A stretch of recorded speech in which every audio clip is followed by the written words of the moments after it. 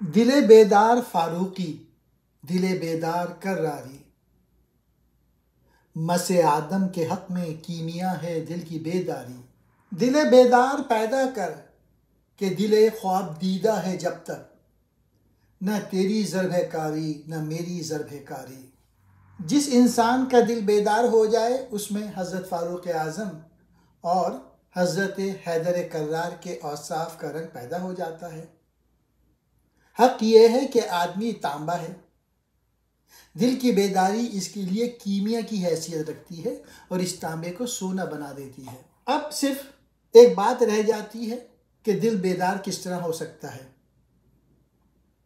اور اس کا جواب یہ ہے کہ اقبال کے فلسفے کی روح سے دل کی بیداری یا زندگی عشق رسول صلی اللہ علیہ وآلہ وسلم پر موقوف ہے۔ اگر یہ صحیح ہے کہ کنیکشن کے بغیر گھر میں یا کمرے میں بلب روشن نہیں ہو سکتا، تو روحانی رابطے کے بغیر سینے میں دل کبھی روشن نہیں ہو سکتا۔ اے ملت کے لوگوں، کہیں سے وہ دل پیدا کرو جو بیدار ہو۔ جب تک دل سویا ہوا ہے نہ تیرا وار کارگر ہو سکتا ہے نہ میرا۔ یعنی جو مہم پیش ہے اسے سر کرنے کے لیے لازم ہے کہ پہلو میں جاگتا ہوا دل ہو۔ دل کی بیداری کے بغیر نہ تو باطل قوتوں سے ٹکرا کر انہیں فنا کیا جا سکتا ہے اور نہ عشق حقیقی کا سوز و جذبہ ہی دل میں پیدا ہو سکتا ہے۔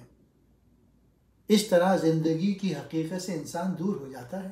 دل بیدار، جاگتا ہوا دل، فاروقی حضرت عمر فاروق جیسا، کراری حضرت علی حیدر کرار جیسا۔